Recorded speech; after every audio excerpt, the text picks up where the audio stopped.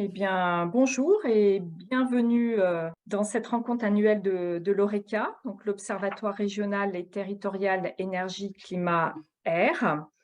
Donc, je suis Pascale Repelin, je suis coordinatrice des activités d'observation à Alter Bourgogne-Franche-Comté.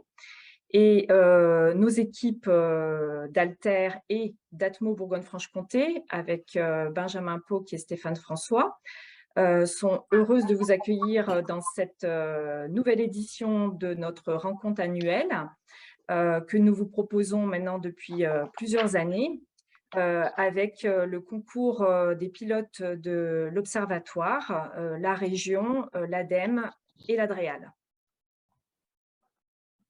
Alors, je vous rappelle le programme de cette matinée. On va démarrer donc avec une première séquence pour faire un point sur les derniers travaux menés dans l'ORECA et les perspectives pour la fin d'année et 2023.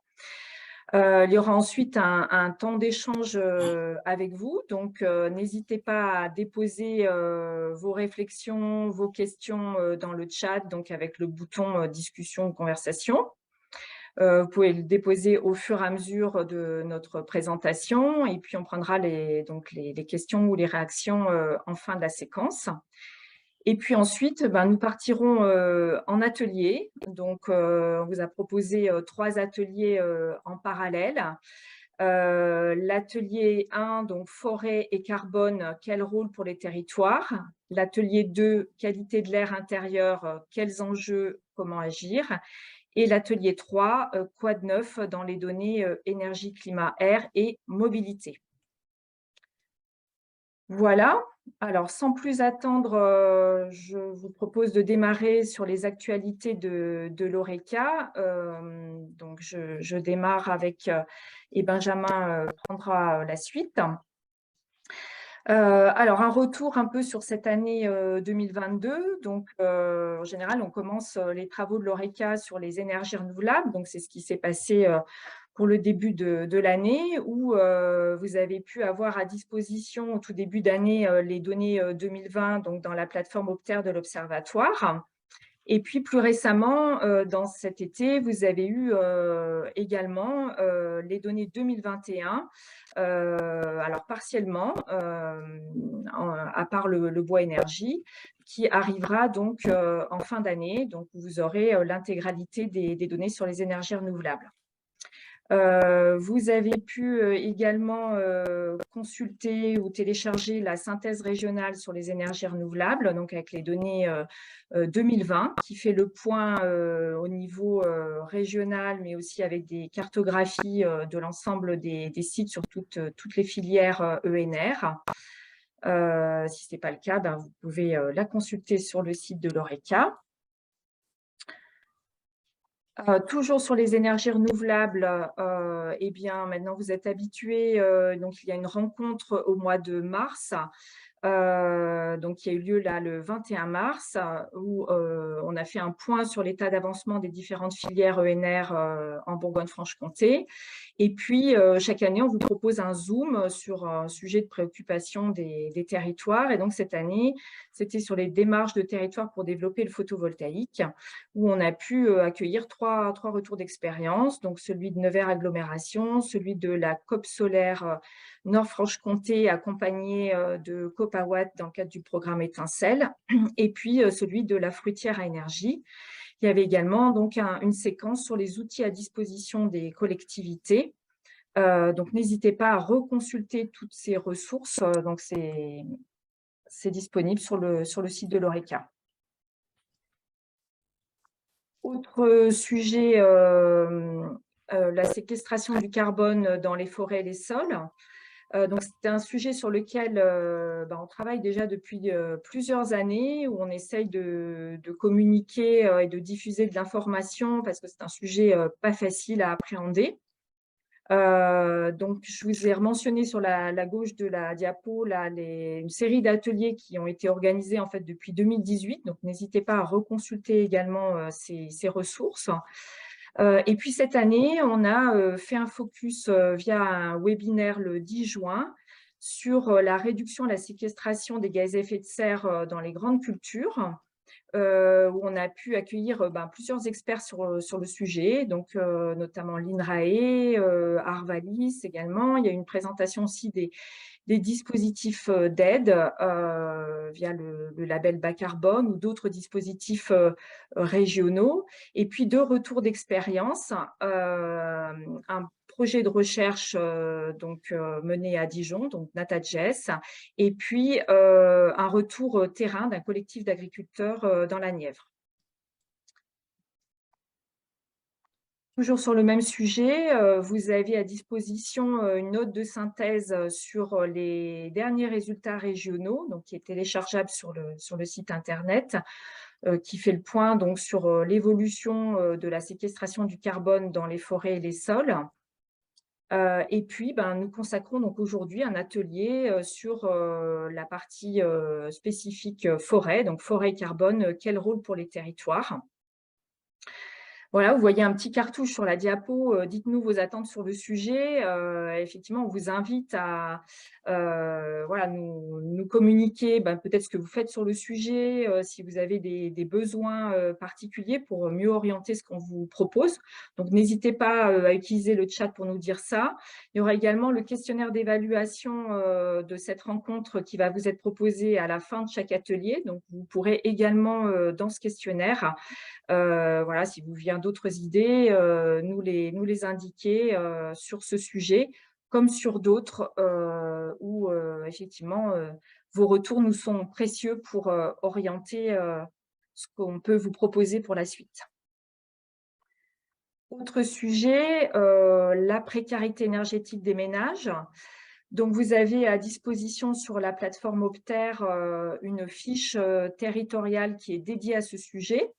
Il y a 24 indicateurs qui vous sont proposés, donc qui sont consultables à l'échelle du territoire qui vous intéresse.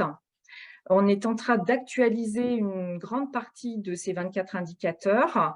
Donc, vous serez prévenus de leur actualisation par le biais de la newsletter. Et puis, vous avez, je vous rappelle, à disposition un document de synthèse régionale qui est paru en janvier de cette année, qui présente la situation à la fois à l'échelle régionale et à l'échelle de chaque département sur les principaux indicateurs.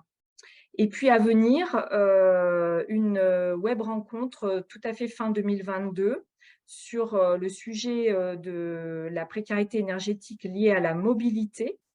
On avait fait une rencontre similaire il y a 2 ans sur la partie logement. Donc là, on consacre cette rencontre sur la mobilité et on est en train d'essayer d'avoir des retours d'expérience qui puissent vous guider également sur ce sujet. Voilà, pareil, le petit cartouche, dites-nous vos attentes sur le sujet. Donc, n'hésitez pas à nous faire des retours. Autre thème, l'éclairage public. Donc, nous avons effectué la collecte de données pour mettre à jour les indicateurs qui étaient parus l'année dernière dans un document que vous voyez à l'écran. Donc, on est en cours de finalisation de l'étude qui paraîtra d'ici la fin d'année également. Vous serez prévenus par la newsletter. Et puis, déjà consultable, des fiches de retour d'expérience. Voilà, sur la commune de Nanché et puis sur la ville de Lure. Donc, si vous voulez savoir un petit peu ce qui se passe sur ces 2 collectivités, n'hésitez pas à aller voir les fiches. Même chose avec le petit cartouche. Voilà, si vous avez des attentes sur ce sujet qui est en plein dans la thématique de la sobriété, sur les pratiques pour réduire la consommation de l'éclairage public, n'hésitez pas à nous en faire part. Un sujet qui est un petit peu nouveau pour l'Observatoire, la qualité de l'air intérieur. C'est la première année où on avance et avec une production sur ce sujet. Donc, on a produit une vidéo d'animation, 3 minutes pour comprendre la qualité de l'air intérieur. Alors, c'est une production collaborative et on remercie toutes les personnes qui ont contribué, donc l'ARS, le pôle énergie BFC, l'ADREA, la Mutualité française, Atmo bien entendu, l'ADEME, l'Observatoire national de la qualité de l'air intérieur, qui nous ont permis de, voilà, de consolider le contenu de cette vidéo. Alors, si vous participez à l'atelier aujourd'hui sur le sujet de la qualité de l'intérieur, ben, vous aurez en primeur cette vidéo qui est consultable, qui sera ensuite consultable donc sur la chaîne YouTube de l'Horeca et que vous pourrez diffuser largement dans vos cercles de concertation ou autres événements. Donc cette vidéo, c'est la 4e d'une collection, je vous le rappelle, qui permet donc, dans un format très court, d'avoir les principaux enjeux, les principaux chiffres clés en Bourgogne-Franche-Comté et les principales pistes aussi d'action pour atteindre les objectifs. Donc, vous avez une vidéo 3 minutes pour comprendre la transition énergétique, 3 minutes pour comprendre les enjeux du climat, 3 minutes pour comprendre la qualité de l'air et aujourd'hui la qualité de l'air intérieur. Donc, n'hésitez pas à vous en emparer. Au besoin, on peut vous fournir aussi la version originale si vous ne voulez pas passer par la chaîne YouTube. Donc, n'hésitez pas à nous solliciter pour ça. Voilà, donc en outils et supports à votre disposition, vous l'avez compris, donc il y a beaucoup de ressources au fil des années. On étoffe voilà, les productions et les ressources qu'on peut vous proposer. Donc sur le site horeca-bfc.fr, vous avez également via ce site l'accès à la plateforme de l'Observatoire donc Opter. Et je vais laisser donc mon collègue Benjamin Pauque vous présenter ce que vous pouvez trouver sur cette plateforme et puis aussi l'appui qu'on vous propose pour une bonne utilisation de la plateforme et des données. Benjamin, c'est à toi. Merci Pascal et bonjour à tous. Alors, comme vous le savez, peut-être autour des données qui sont produites dans le cadre de l'Observatoire Horeca, mis à disposition sur la plateforme Opter, un appui technique et méthodologique est proposé, alors sous différentes formes, à la fois avec des sessions de prise en main de la plateforme sur les fonctionnalités et les outils. Alors, n'hésitez pas à nous solliciter justement sur ce sujet pour qu'on puisse organiser des sessions groupées pour vous présenter les fonctionnalités de base, mais aussi pour aller plus loin dans l'utilisation de la plateforme Opter en fonction de vos besoins. Voilà. En parallèle, il y a également des échanges directs qui peuvent être faits. Donc, vous pouvez directement me contacter derrière pour que je puisse vous accompagner dans l'utilisation des outils, pour vous aider aussi sur la compréhension des données, sur leur construction, pour une bonne interprétation. Et puis également, il peut y avoir aussi certaines données qu'on ne publie pas sur Opter, mais qu'on peut vous mettre aussi à disposition. Alors, ensuite, alors, on va voir sur la partie transport routier, ça fait partie des secteurs sur lesquels il va y avoir des évolutions assez majeures sur les données. Il y aura donc des mises à jour qui seront prévues sur les données de consommation et d'émissions. Cela est en fait, on va dire grâce à un nouvel outil qui a été développé par Atmo avec un cofinancement Atmo Bourgogne-Franche-Comté et Région Bourgogne-Franche-Comté qui s'appelle OPSAM, qui est un outil fonctionnel à présent qui permet de faire de la modélisation du trafic routier à échelle fine, chose qu'on n'avait pas sur l'ensemble de la région jusqu'à présent. Voilà, OPSAM signifie outil de prospective, de suivi et d'analyse de la mobilité.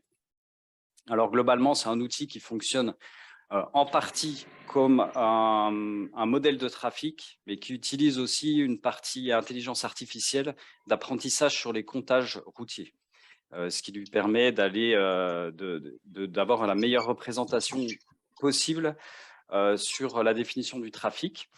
Sur la base de ces données-là, on va donc mettre à jour l'ensemble de l'historique que vous avez sur la plateforme Opter, c'est-à-dire toutes les années d'inventaire 2008, 10, 12, 14, 16, 18. Et puis prochainement aussi l'année 2020, qui est l'inventaire sur lequel on travaille actuellement, donc sur la partie transport routier, mais aussi sur les autres secteurs, et qui sera publié sur Opter d'ici la fin de l'année. L'outil Opsam va aussi nous permettre de vous proposer de nouveaux indicateurs de contexte, voilà, comme par exemple des informations sur le trafic de transit. Et c'est des informations qu'on nous demandait depuis pas mal d'années et qu'on va maintenant pouvoir apporter. On reviendra un peu plus en détail sur cet outil-là dans l'atelier sur les données climat, énergie, mobilité.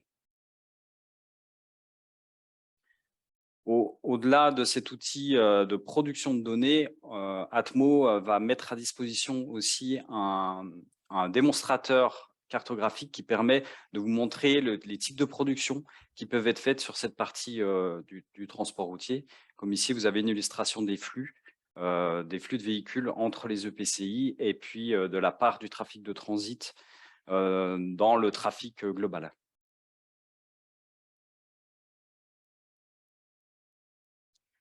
Alors une autre nouveauté sur Opter, donc c'est quelque chose qui est effectif depuis octobre de cette année, c'est la modification du fond de carte que vous allez retrouver par défaut sur Opter. Sachant que vous avez la capacité de modifier ce fond de carte en fonction de vos préférences. Voilà. Alors il faut savoir que c'est un fond de carte personnalisé et personnalisable du côté de l'administration chez nous. Donc vos avis nous intéressent sur ce fond de carte. N'hésitez pas à nous faire remonter certaines observations que vous pouvez avoir ou certaines suggestions pour qu'on puisse l'adapter au mieux par rapport à vos besoins.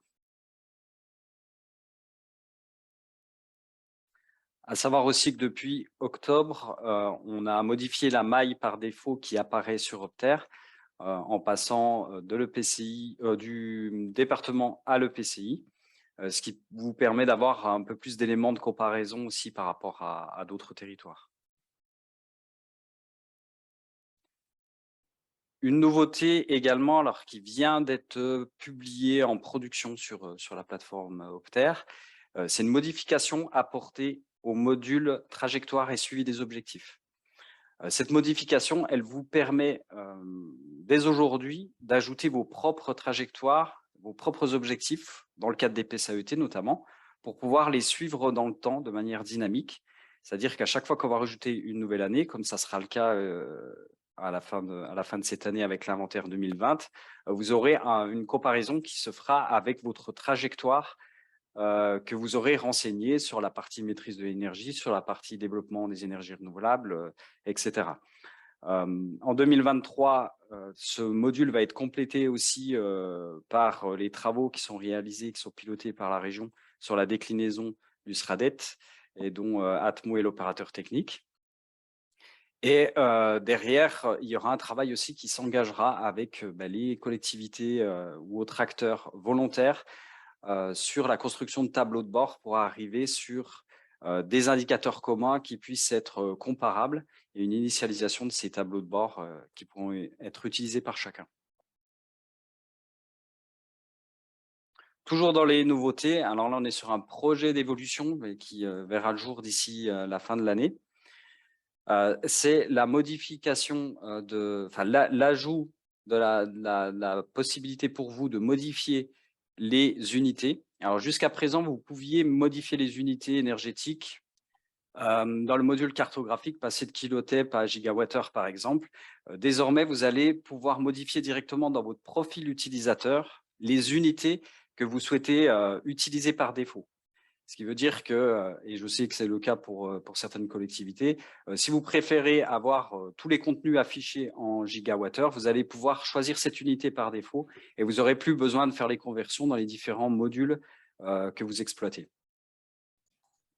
Donc voilà, ensuite, une autre fonctionnalité, celle-là, c'est ce qu'on appelle un module feedback. Donc c'est un module qui est dédié à l'accompagnement. C'est pour nous aider justement dans l'accompagnement, d'augmenter la réactivité qu'on peut avoir pour vous répondre et vous permettre aussi de nous faire remonter différentes informations, comme par exemple des dysfonctionnements que vous pouvez remarquer sur telle ou telle fonctionnalité, ou des suggestions en termes de données de contexte que vous souhaiteriez faire apparaître. L'idée de ce module-là, donc c'est pareil, il est prévu pour la fin de l'année, c'est d'avoir à votre disposition et dans votre champ visuel en permanence un bouton d'aide, entre guillemets, qui vous permet d'ouvrir un formulaire où derrière vous allez pouvoir préciser votre demande. Derrière, ça va nous arriver directement chez nous pour qu'on puisse traiter l'information. Mais si vous signalez par exemple un dysfonctionnement, ça ira également au prestataire informatique, ce qui fait qu'on raccourcit les chaînes et derrière, on pourra réagir beaucoup plus rapidement. Alors, peut-être en complément, vous dire aussi qu'au niveau de l'inventaire, 2020, c'est quelque chose qu'on n'a pas précisé dans les diapos. Je ne sais pas si tu voulais compléter, Benjamin, là-dessus? Oui, voilà, bah, du coup, je l'ai dit un petit peu en filigrane, on va dire, dans les productions à venir. Voilà, il va y avoir donc l'inventaire complet 2020 qui va être publié sur Opter. Donc, on est en train de finaliser ce travail-là du côté d'Atmo. À savoir évidemment qu'on est sur une année atypique avec la pandémie, avec les différents confinements. Donc, on prévoit pour l'année prochaine également des temps d'échange et puis un accompagnement. Vous expliquer à la fois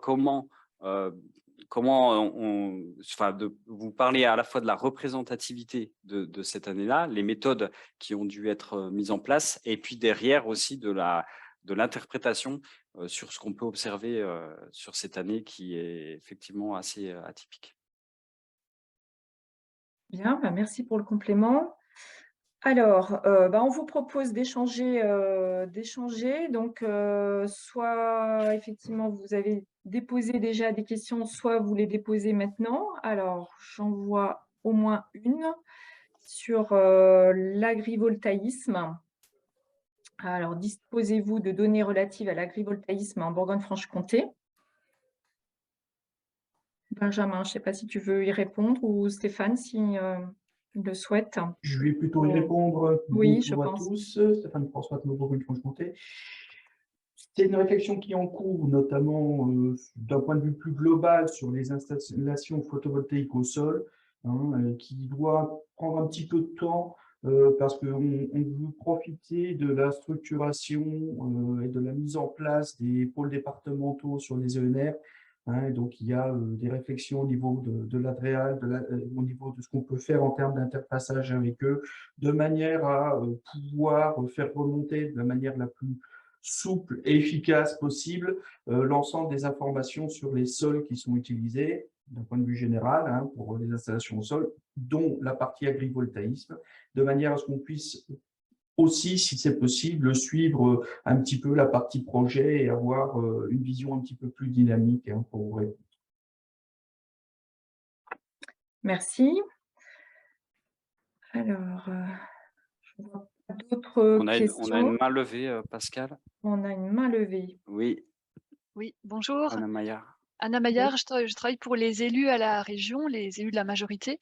Et j'avais une question sur les échelons de traitement des données, sur ce qui est. Là, vous avez passé une carte avec les EPCI. Est-ce que vous pouvez faire, est-ce qu'on peut utiliser le traitement par bassin de vie, bassin de mobilité, pôle aire métropolitaine? Parce qu'on a notamment le cas du Nord-Franche-Comté voilà, pour les élus, pour pouvoir avoir vraiment prendre en compte la dynamique du territoire qui ne correspond pas au découpage administratif. Et puis également pour avoir la vision régionale où, par exemple, un équipement positionné sur une EPCI pourrait servir à l'EPCI voisine si elle correspond au bassin de vie. Voilà, merci. Alors, donc effectivement, dans Opter, on a une bonne partie des territoires administratifs, on va dire, de la commune jusqu'à la région. Et on a également un outil qui s'appelle l'outil de construction de territoire personnalisé, où là, vous allez pouvoir créer n'importe quel type de territoire. Et l'ensemble des productions de l'observatoire qui sont intégrées dans Opter vont être déclinées sur ce territoire-là. Ce qui fait que, par exemple, une fiche territoriale sur les énergies renouvelables, vous allez pouvoir derrière directement la générer sur le territoire que vous aurez construit.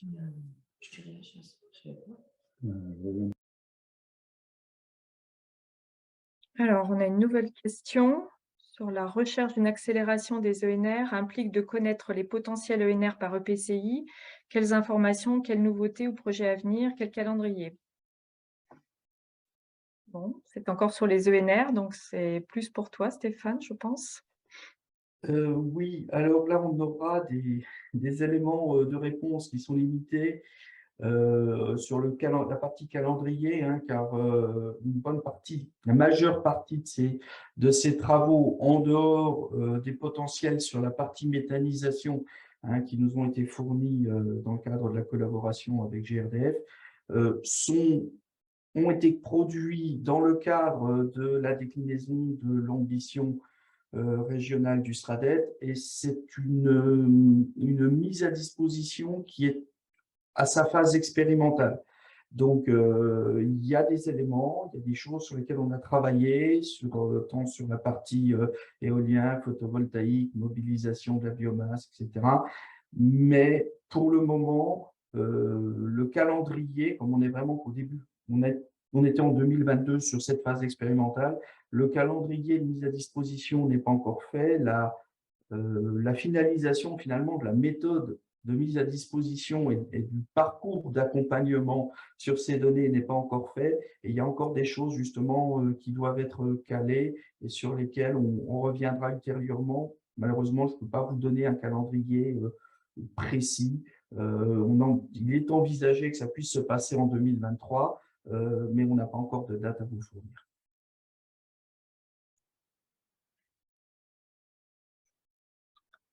Je ne vois pas d'autres questions. N'hésitez pas, même si vous voulez nous faire part de ce que vous faites sur votre territoire ou de réflexion, de réaction, même si ce n'est pas une question, hein, c'est possible aussi. Si vous avez envie de prendre la parole, ça peut être fait également ou par écrit comme vous souhaitez. Merci pour les encouragements. En tous les cas, je vois plusieurs messages qui vont dans ce sens-là. C'est toujours bon à prendre. Et oui, je trouve que ça serait très bien éventuellement une petite session de prise en main. Je crois qu'à distance, ça peut aider pour faire quelques démonstrations. Voilà.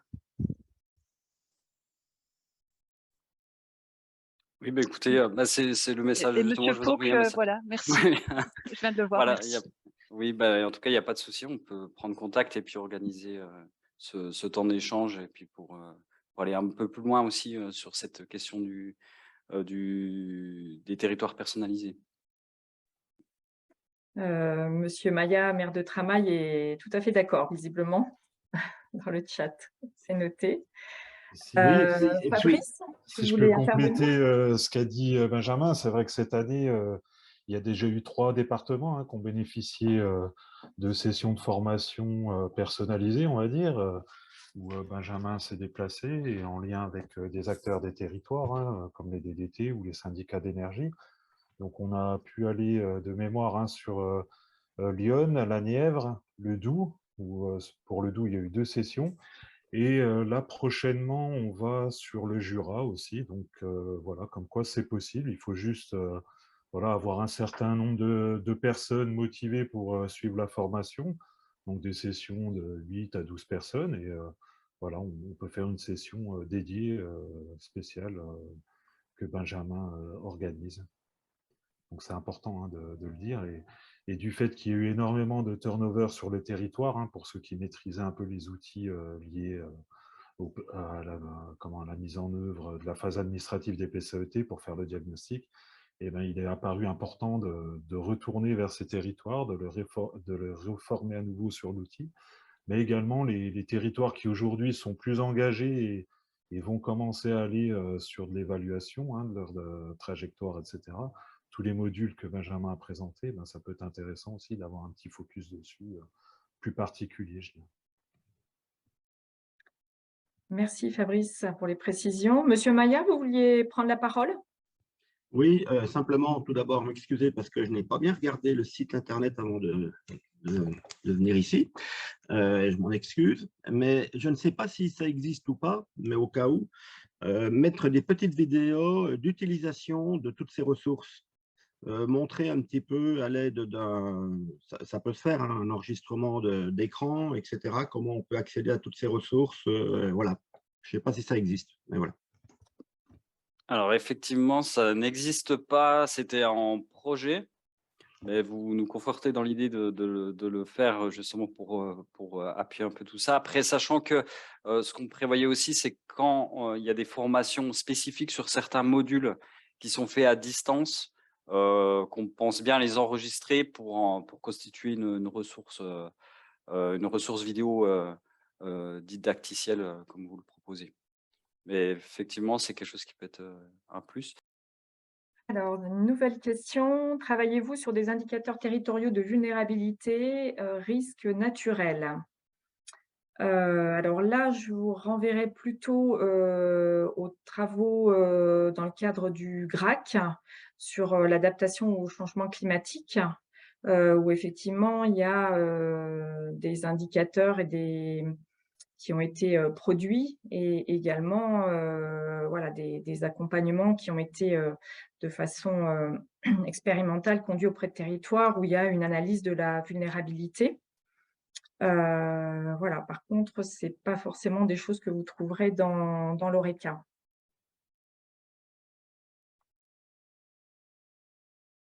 Est-ce qu'il y avait d'autres, réactions, questions, envie de prendre la parole? N'hésitez pas, on a encore, un peu de temps devant nous. On a laissé plus de temps pour les échanges cette année, donc profitez-en. C'est agréable de pouvoir, discuter un peu avec vous, même si c'est, à travers l'écran.